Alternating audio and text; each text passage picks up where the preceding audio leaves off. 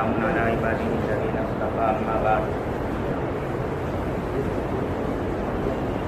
قال الله تبارك وتعالى في القرآن المجيد والفرقان الحميد أعوذ بالله من الشيطان الرجيم بسم الله الرحمن الرحيم من عمل صالحا من ذكر أو أنثى وهو مؤمن فلنحيينه حياة طيبة ولنجزينهم أجرهم بأحسن ما كانوا يعملون. وقال النبي عليه الصلاة والسلام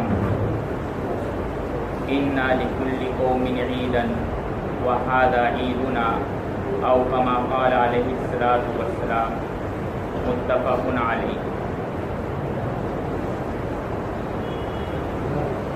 اللہ تبارک و تعالی نے انسان کی زندگی میں غم اور خوشی فطرتی طور پر رکھی.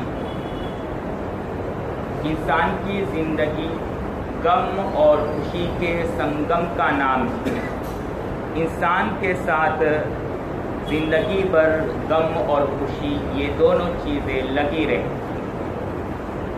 اللہ کے رسول صلی اللہ علیہ وسلم پر غم کا اسی طریقے سے خوشی کا بھی اظہار ہوا. جب اللہ کے رسول صلی اللہ علیہ وسلم کے بیٹے ابراہیم کا انتقال ہوا تو اللہ کے رسول صلی اللہ علیہ وسلم کی آنکھوں سے آنسو جاری تھا. تو حضرت سعد بن وقاص رضی اللہ تعالیٰ عنہ نے کہا کہ اے نبی صلی اللہ علیہ وسلم آپ بھی آنسو بہاتے ہیں؟ تو اللہ کے رسول صلی اللہ علیہ وسلم نے فرمایا اے سعد میرا بھی دل ہے. العین تدمع والقلب تحزن ولکننا نرضى ما قضى اللہ تبارک و تعالی. کہ آنکھیں بہتی ہے، دل غمگین ہوتا ہے، لیکن ہم اللہ کے فیصلے پر راضی ہے. میرا بیٹا اور صاحبزادہ ابراہیم دنیا سے رخصت ہو گیا، لیکن ہم غم ہونے کے باوجود، غمگین ہونے کے باوجود اللہ کے فیصلے پر راضی ہیں. اس سے معلوم ہوا کہ کسی عزیز اور پیارے کا دنیا سے رخصت ہو جانا اس پر غمگین ہونا چاہیے، لیکن شرعی حدود سے آپ نہیں نکل سکتے ہیں. آپ غم میں اس قدر حد اور تجاوز کر جاوے کہ آپ نماز کو چھوڑ دیوے، کھانا پینا چھوڑ دیوے، شریعت اس غم کو پسند نہیں کرتی. بلکہ ایسے موقع پر انسان کو تقدیر کو اور اللہ کے فیصلے کو مان کر کے اللہ کے رضا اور اللہ کے فیصلے پر راضی ہو جانا چاہیے. کیوں؟ اس لیے کہ تقدیر کے سامنے انسان بے بس ہے، کسی کی بس نہیں ہے، اور موت ایک اٹل حقیقت ہے جس کے سامنے کسی کو کوئی رستگاری اور کوئی نجات نہیں. اور اگر انسان نے اس موقع پر صبر سے کام لیا تو اللہ اس کو ایسے ایسے انعامات سے نوازتے ہیں کہ انسان اس کی کلپنا نہیں کر سکتا. جب پہلی مرتبہ اسلام میں اذان دی گئی تو اتنے بڑے صحابہ کے ہوتے ہوئے ایک حبشی غلام یعنی حضرت بلال رضی اللہ تعالی عنہ کو نبی نے مطالبہ کیا اور کہا کہ آپ اذان دیں. ایک غلام، ایک خادم اور نوکر کو کہہ رہے ہیں کہ آپ اذان دو. تو اس کے پیچھے کیا وجہ ہے؟ تو اس سلسلے میں عام محدثین فرماتے ہیں کہ حضرت بلال کی آواز بلند تھی، اس لیے اللہ کے رسول نے فرمایا کہ آپ مؤذن ہیں. اور شیخ زکریا رحمت اللہ علیہ فرماتے ہیں کہ میری تحقیق یہ ہے کہ حقیقت یہ ہے کہ بلال کا انتخاب اللہ کے رسول نے نہیں کیا تھا بلکہ اللہ نے کیا تھا، اور اپنے نبی سے حکم کیا کہ اے میرے نبی بلال کو اذان دینے کا حکم دے، اس لیے کہ مصیبت کے وقت احد احد کے نعرے میرا بلال ہی لگایا کرتا تھا، آج خوشی کے موقع پر اللہ اکبر کا نعرہ میرا بلال ہی لگائے گا. اس لیے مصیبت کے وقت انسان اگر صبر کو تھامے رکھتا ہے اور اللہ کے حکم کو بجا لاتا ہے تو جب اللہ اپنی خصوصی رحمتیں نازل کرتے ہیں اور تقسیم کرتے ہیں اللہ اس کو ضرور یاد کرتے ہیں. اس لیے مصیبت کے وقت اپنے صبر کے دامن کو ہاتھ سے نہ چھوڑے. ہمارے بہت سارے اقربا اور اعزاء ان حالات میں جا چکے ہوں گے، لیکن صبر کرے اور ان کے لیے ایصال ثواب کرے، اس کے علاوہ ہمارے پاس کوئی آپشن نہیں، کوئی آپشن نہیں۔ تو اللہ کے رسول صلی اللہ علیہ وسلم پر بھی غم کا اظہار ہوا اور خوشی کا بھی اظہار ہوا۔ صحابہ اکرام رضی اللہ تعالیٰ عنہم فرماتے ہیں کہ جب اللہ کے رسول خوش ہوتے تھے تو آپ کا چہرہ فرق جاتا تھا، ایسا محسوس ہوتا تھا کہ آپ کے چہرے سے نور ٹپک رہا ہے۔ تو اللہ کے رسول صلی اللہ علیہ وسلم کی زندگی میں خوشی کا بھی اظہار ہوا اور غم کا بھی اظہار ہوا، اور نبی کے تعلیم سے، نبی کی زندگی سے ہمیں معلوم ہوتا ہے کہ غم میں اور خوشی میں شریعت کی حد سے آگے نکلنے کی اجازت نہیں تھی۔ اللہ نے ہمیں یہ نعمتیں دی ہے، جسم دیا ہے، لباس دیا ہے، تو ان تمام نعمتوں پر اللہ کا شکر ادا کرنا چاہیے، خوش ہونا چاہیے، لیکن آپ کو حد تجاوزی کرنے کی اجازت نہیں ہے۔ عیسیٰ علیہ السلام کے حواری اور ان کے ماننے والوں نے کہا کہ عیسیٰ علیہ السلام اب اللہ سے کہے کہ ہمارے لیے آسمان سے خوان اور کھانا اتارے۔ تو حضرت عیسیٰ علیہ السلام نے اللہ سے مطالبہ کیا کہ میری قوم کے لیے آسمان سے آپ خوان اور کھانا اتارے۔ قرآن پاک میں اس کا ذکر ہے، مائدۃ من السماء تکون لنا عیدا لاولنا وآخرنا وآیۃ منک۔ اے اللہ ہمارے لیے دسترخوان اتارے آسمان سے تاکہ ہم اس دن کو عید کا دن منائیں۔ عید کا مطلب خوشی کا دن منائے۔ معلوم ہوا اس آیت سے کہ اللہ کی طرف سے ہمارے اوپر جو نعمتیں اور کھانے پینے کی چیزیں مل رہی ہے اور حاصل ہو رہی ہے، یہ ہمارے لیے عید ہے۔ وقت پر کھانے کا مل جانا، وقت پر سونے کا مل جانا، وقت پر اچھے کپڑے کا مل جانا، یہ سب مسلمان کے لیے عید ہے۔ مسلمان کے لیے تو ہر روزانہ عید ہی عید ہے، اس لیے کہ ہمیشہ اس کے اوپر اللہ کی نعمتیں برستی رہتی۔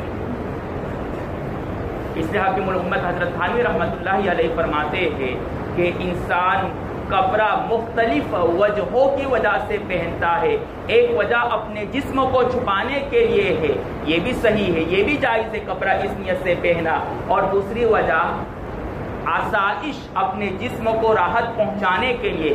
گرمی کے موسم میں گرمی کا لباس، سردی کے موسم میں سردی کا لباس، اور ہر موسم کے لحاظ سے اپنے جسم، اپنے لباس کو بدلے، یہ بھی جائز ہے۔ اور آگے حضرت فرماتے ہیں کہ اگر آپ نے گرمی کے موسم میں گرمی کا لباس اور سردی کے موسم میں سردی کا لباس اس نیت سے پہنا کہ اللہ جسم یہ آپ کی نعمت ہے، اس نعمت کی حفاظت کے لیے میں یہ کپڑا پہن رہا ہوں، تو اللہ اس پر بھی ثواب عطا کریں گے۔ اور تیسری وجہ کپڑا پہننے کی آرائش، دکھانے کے لیے۔ اس کو دکھانے کے لیے، اللہ کو دکھانے کے لیے۔ فرماتے ہیں کہ اگر انسان اس نیت سے کپڑا پہنتا، اچھا سے اچھا، مہنگا سے مہنگا کپڑا پہنتا ہے کہ میں اللہ کو دکھاؤں کہ اللہ آپ نے مجھے نعمت دی ہے، اس نعمت کے اظہار کے لیے، مال کی نعمت کے اظہار کے لیے میں اچھا کپڑا پہن رہا ہوں تاکہ مجھے کوئی غریب سمجھ کر کے زکوٰۃ نہ دے، تو اللہ اس پر بھی ثواب عطا کریں گے۔ لیکن اگر کوئی انسان مہنگا کپڑا لوگوں کو دکھانے کے لیے، غریبوں کو حقیر سمجھنے کے لیے پہن رہا ہے، تو فرماتے ہیں کہ وہ اپنے جسم پر جہنم کا لباس پہن رہا ہے، یہ اس کے لیے وبال جان ہے، یہ اس کے لیے گناہ اور جرم عظیم ہے۔ تو وقت پر لباس کا مل جانا، اچھے کھانے کا مل جانا، یہ ایک جسمانی نعمت ہے، اور جب اللہ ہمیں جسمانی نعمت دے تو اس کا شکریہ یہ ہے کہ ہم الحمدللہ کہیں اور ہر وقت اللہ کی اطاعت اور فرمانبرداری کرے اور اپنے آپ کو گناہوں سے بچائے۔ اسی طریقے سے روحانی نعمت کے ملنے پر بھی اللہ کا شکر ادا کرنا چاہیے۔ روحانی نعمت کیا ہے؟ اللہ نے ہمیں رمضان کا مہینہ عطا کیا، تراویح پڑھائی، افطار کروایا، اتنے حالات کے باوجود اللہ نے ہمارے اس مبارک مہینے کو اچھی طرح گزار دیا، ہمیں عبادت کی توفیق عطا فرمائی۔ یہ اللہ کی ایک روحانی نعمت ہے۔ اس روحانی نعمت کے شکرانے کے طور پر آج ہم یہاں جمع ہوئے ہیں کہ اللہ نے ہمیں اس مبارک مہینے میں عبادت کرنے کی توفیق عطا فرمائی، تو اس شکر میں اللہ ہم آپ کے سامنے سجدہ ریز ہوتے۔ دیکھیے جمعہ کے دن پہلے خطبہ اور سیکنڈ نمبر پر رہے نماز، لیکن عید میں اس کا برعکس اور اس کا الٹا ہے، پہلے نماز پھر خطبہ۔ کیوں؟ اس کے بارے میں مشائخ نے عجیب و غریب نکتے لکھے ہیں، جس میں ایک نکتہ یہ لکھا گیا ہے کہ انسان پورے رمضان اور پورا مہینہ اللہ کی عبادت کرتا رہا، اللہ سے ملتا رہا بار بار تراویح اور نماز اور روزوں کے ذریعے سے، تو اب اس کا دل بے چین ہو رہا ہے کہ اب آج اللہ کی طرف سے اس کے در اور گھر پر میزبانی ہے، دعوت ہے، اللہ ہمارے میزبان ہے، تو میں اس سے مل لوں۔ تو اللہ نے کہا خطیب صاحب اور امام صاحب کو کہ آج تمہیں خطبہ پہلے دینے کی اجازت نہیں ہے، میرے بندے کو مجھ سے مل جانے دے، میرے بندے کو میرے پاس سے ریز ہو جانے دے تاکہ اس کے روح کو تسکین مل جائے، پھر تم بعد میں خطبہ دے دینا اور لوگوں کی طرح مخاطب ہو جانا۔ یہ اللہ کی روحانی نعمت، اس پر ہم یہاں پر جمع ہوئے، اور اس روحانی نعمت کی بھی ایک حد ہے، عید منانے کی بھی ایک حد ہے جو شریعت نے بیان کی، اس سے آگے آپ نہیں بڑھ سکتے ہیں۔ جیسا کہ ہم نے دیکھا اس دن ہمارے بہت سارے نوجوان اور بہت سارے حضرات غلط راستے اور غلط جگہوں پر چلے جاتے ہیں، اور آپ میرا مطلب اچھی طرح سمجھ رہے ہیں۔ یاد رکھیں نیکی کرنا آسان ہے، لیکن نیکی کو محفوظ کرنا یہ مشکل ہے۔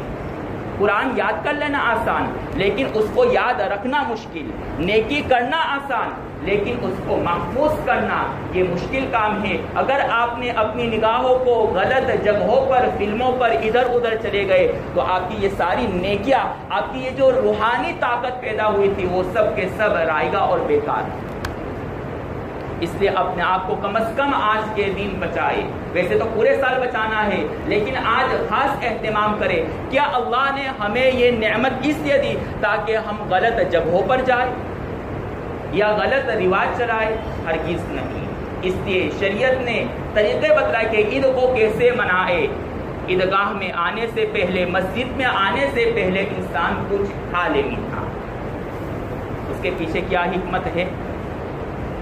اللہ نے ہمیں بتا دیا کہ رمضان بھر جیسے ہی صبح صادق اور آفتاب طلوع ہو جاتا تھا، جیسے ہی صبح صادق کا وقت ہو گیا، میرے حکم کی وجہ سے تم نے کھانا بند کر دیا تھا، آج میں ہی کہتا ہوں کہ صبح صادق کے بعد میٹھا کھا لو۔ اس سے معلوم ہوا کہ اللہ ہمیں یہ اشارہ کرنا چاہتے ہیں کہ تم میرے حکم کے تابع ہو۔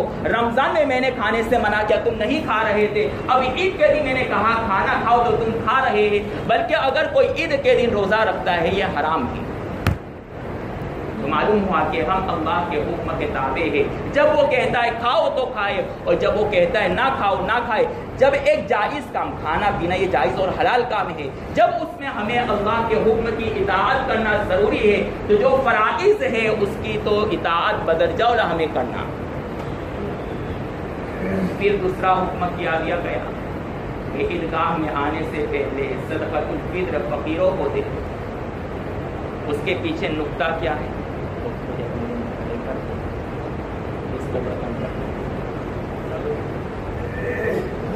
صدقۃ الفطر دینا ہے۔ صدقۃ الفطر دینے کے پیچھے کیا حکمت ہے؟ اس کے بارے میں بھی بہت کچھ لکھا گیا۔ ایک نقطہ یہ لکھا گیا ہے کہ ہمارے روزوں کا کفارہ ہو جائے۔ نمازوں میں کوئی کمی ہو تو اس کی کمی سے سہو سے پورا کرتے ہیں۔ حج میں کوئی کمی رہ جاوے تو دم سے اور جانور ذبح کر کے اس کی تلافی کی جاتی ہے، اور روزے میں جو کمی رہ گئی ہے اس کی تلافی اللہ نے صدقۃ الفطر کے ذریعے سے رکھی ہے۔ تو کیا ہم 30-50 روپے دے کر کے صدقۃ الفطر سے بری ہو سکتے ہیں؟ کیا ہمیں یقین ہے کہ ہمارے روزے اتنے اچھے ہیں کہ 30-50 روپے سے ہماری یہ ساری کمی پوری ہو جائے گی؟ ہر روزے کے بدلے میں اگر آپ نے 60-70 روپے نکالے تو ہر روزے کے بدلے میں 2 روپے آئیں گے۔ تو کیا آپ کو اطمینان ہے کہ ان 2 روپیوں سے آپ کے اس ایک دن کے روزے کی کمی پوری ہو جائے گی؟ ہم ہر چیز میں حساب رکھتے ہیں لیکن یہاں پر نہیں رکھتے ہیں۔ تو یہ جو صدقۃ الفطر 1.25 کلو گیہوں ہے، یہ کم از کم مقدار ہے۔ آپ جتنا زیادہ دینا چاہے وہ زیادہ بہتر، زیادہ نکالو۔ اور دوسری وجہ اور حکمت یہ ہے کہ ہمارے دلوں میں غریبوں کی ہمدردی پیدا۔ مولانا اسماعیل ابراہیم پاندو رحمۃ اللہ تعالی برکاتہ فرماتے ہیں کہ آج ہم اپنے دکھوں سے دکھی نہیں ہے بلکہ دوسروں کے سکھوں سے دکھی ہیں. ہم بیمار ہیں, ہم تکلیف میں ہیں, اس سے ہمیں درد نہیں ہے بلکہ دوسرا ترقی کیوں کر رہا ہے اس کی وجہ سے ہمیں تکلیف ہے. Subscribe to my channel بس اسی بات پر and also press this bell icon.